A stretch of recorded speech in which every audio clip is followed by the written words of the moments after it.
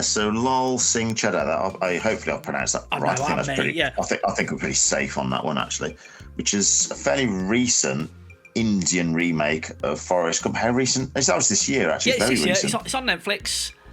In the UK at least. I don't know where it is Netflix in the States, I'm not sure. I've got to be honest. So I think you mentioned this some time ago on Trailer Time, and I was like, what? Is this, is it a spoof? Is it a ripper? Because, you've heard things like the Indian Terminator, haven't you? Where it's just mega CGI, ridiculous. But this is almost like it's kind of a mixture between a reimagining, obviously, of the book, mixed in with a scene-by-scene remake of the Tom Hanks film.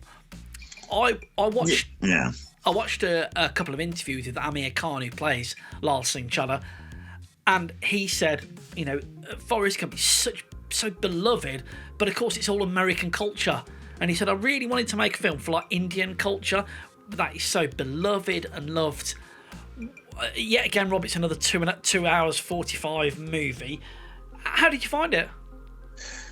I think it's sort of it's quite an interesting one where it's with remakes. It's like, do you remember that Gus Van Sant when they remade Psycho and he just kind of did it shot for shot, and you just kind of think, what's the point? But I remember the director saying that people do it with cover versions of songs. You have a beloved song, people cover songs all the time. Yeah. People do theatre productions.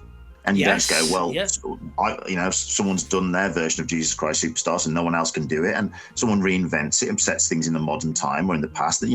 Things like, Hamlet, so they keep setting it in different, costume, moderns, past, all sorts of things.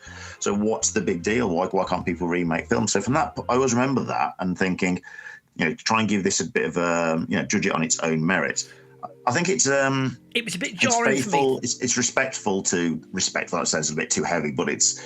It's clear. It clearly has a love for the original. Yes. So it's not. It's one of those things where if it ain't broke, don't fix it. So it's not making any big dramatic changes. Because unlike Forrest Gump, anyway, I think it's a pretty solid film. Yeah, it's a great film. Yeah. So the structure there and the characters there all works. The unusual thing with watching it, if you know Forrest Gump very, very well, though, you are playing spot the difference a little bit. And I don't know whether that could be. Is that part of the fun? Maybe because you get moments that are. I mean, the running bit with his legs braces are coming off is like almost shot for shot. I bet you could do shot for shot comparison. It's really, really accurate, isn't it?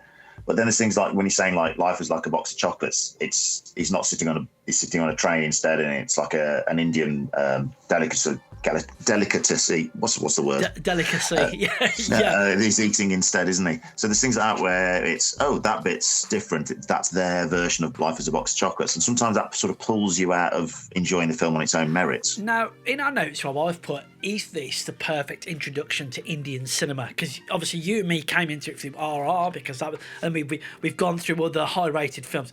I think this would be a fantastic entry for someone who's not really watched Indian films, because it's I thought it's very produced in the American style that we're all kind of used to, but it had the cultural shift. So there was straight away, there was quite a few things I noticed that were the same but different, if you will. So do you remember Forrest's mum offered to sleep with his teacher to get him into school?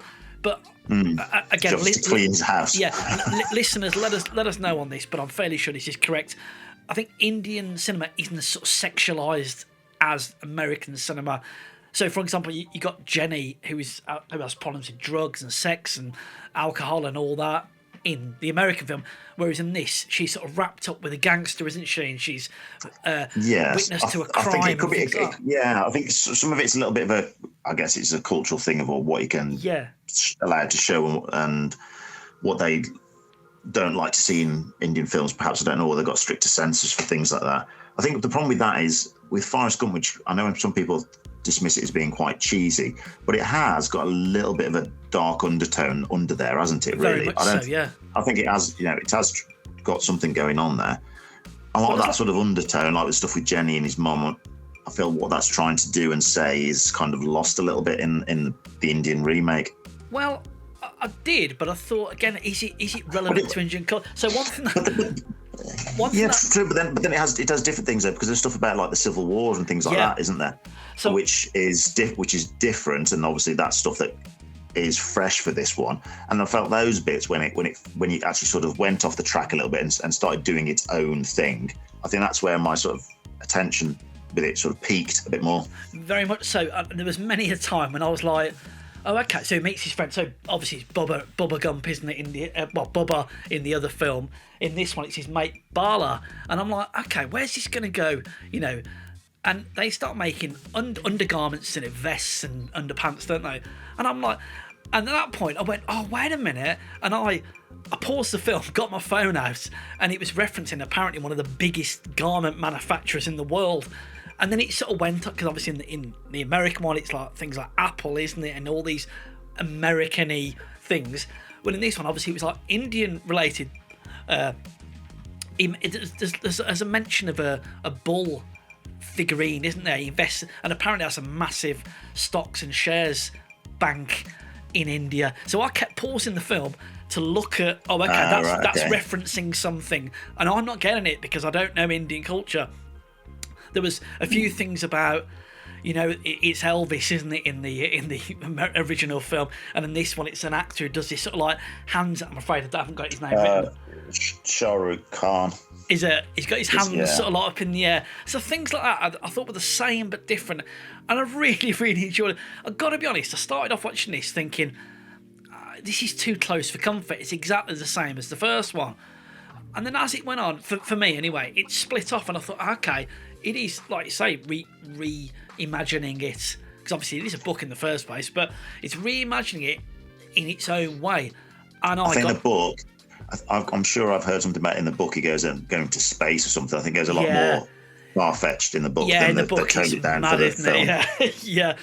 I really got into this, Rob. What do you think about Aamir Khan's performance as it, though? Because when he's younger, and you pointed this out, he plays it like Rowan Atkinson, Mr. Bean. He's very Mr. Beanie, isn't he? Yeah. And I don't remember Tom Hanks playing it quite so goofy. You know, he's got that slight, you know, he's a bit wide-eyed. He's got like a bit of an inane smile on his face all the time. Yeah. And when you see him, the scenes later on as he's sort of grown up, and when he's beardy, he seems to tone it down a little bit. With the bit when he's at college, he's I don't know. I mean, is that a cultural thing? Is that sort of like a bit like Mr. Bean? Is he that sort of goofy, wide-eyed idiot style thing? Is that like an Indian cinema trope? Is that something? I don't know. I just think he was just playing him as like a bit of a, you know, it's almost he's playing him, playing the character as like, I'm playing him as a simple idiot. Yeah. But I never really think of Forrest as being an actual annoying idiot in that sense. He's just a bit sort of simple, not in a special needs offensive term that way. Simple. Naive, I mean, simple as in he has what he wants from life is literally quite simple. He just wants, you know, his mum to be safe. He just wants a happy home, and he wants to find love, and that's it, isn't it? Really, he's not interested in other things. He's a very uncomplicated character, but in this, they're just playing him a little bit more buffoonish. I don't know. I wasn't sure about that. I found that a little bit annoying, but it's really well made. I mean, so that leads me on to it's in 4K HD, wasn't it? Production-wise, it looks amazing. Great. It looked fantastic. And there wasn't a massive song and dance number, which I expected, but there is like apparently a very, very famous song now that is like the theme that goes through, isn't it? Yeah, I mean, it does that thing which we've noticed a few times now, sometimes where there's a song in the background, isn't there, moving the story on, but people don't sort of break character and suddenly stop and do a dance number as such, do they? But it still has music and songs in there in the background. Now, here's something for you, right, which I assume is just, we get the same in American cinema or English cinema. Obviously, we recognise these actors now as the guys out of Three Idiots and Rupa, and the girl, Rupa, who's Jenny, she was out of Three Idiots as well, and I really like those characters in Three Idiots. I felt a bit sad for Rupa in this because she really gets a rough shift, doesn't she? Life kind of gives. She's following an actress life goal, isn't she? But she kind of gets wrapped up with scumbags and all that, so she doesn't really get. So it's a bit more serious. Yeah. Whereas I thought they were absolutely fabulous in Three Idiots. But I've got to say, I started this and I thought, 2 hours 45. Before I knew it, it's finished. I was in hard. I was in all the way, and it just swept me along. And I've got to say, I absolutely loved it. I really, really enjoyed it. Yeah, I think going back to what you said, is it a good entry to Indian cinema, then unless you really love Forrest Gump, I've seen it multiple times, and this might be a little bit, I don't know, you might find it a bit annoying, I suppose. Yeah. But, or you hate Forrest Gump as well, in which case... I think you've got passing knowledge of Forrest Gump, though. I think you're fine with it, really. Yeah. Like I said, there's bits that are different enough that you can enjoy it. The bits that are very samey or a little bit, you're playing spot the difference a bit. But I think it's well acted and it's well made, and why not remake things? Why not? I'm a real... America have been doing it for ages. Well, exactly. America remake foreign films all the time. They take something, don't they? Absolutely. I mean, I'm a big Aamir Khan fan now. What I was looking at was his film history, and apparently he's done a film where he plays some sort of hardened, I think he's a serial killer. He's got covered in tattoos and he's absolutely ripped. So I'm quite interested in watching that now. Because we've played him in the two films we've talked about so far that we've seen him in have been sort of lovable, nice guys. Light-hearted roles, aren't they? So we'll see. Go on, Rob. So how many pairs of rundown trainers do you think you want to give? Floating feathers. Mixed. I'm kind of mixed on it. There's things I really like. I think it's really well made, and why not make remakes? Kind of pushed it up in my ratings.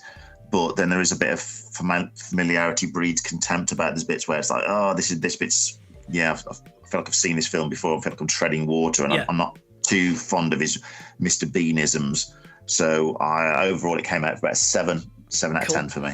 Can I ask a question to our viewers? And I'm really sorry. What's your rating? I want to ask the question first, then I'm going to... Oh, okay, like that then. Because I just don't know Indian religion, Indian culture very well, and I'm learning and I'm hoping to learn a bit more.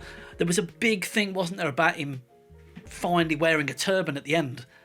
Was that because at the start his mom sort of disguised him, didn't she, because of the civil unrest? There is stuff I didn't dig too deep into the internet rabbit hole about it, but there are people that aren't very happy with Aamir Khan saying that is it sort of is it anti-Hindu comments or anti-Muslim comments? I can't remember what it is. There's something about it.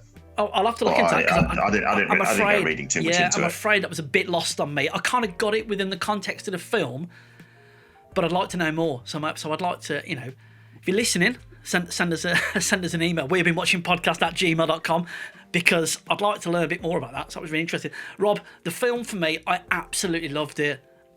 8 out of 10. When I was watching it, it was probably a 9, but I loved it. I really had a great time watching it. Wow, okay. I'd really recommend it highly.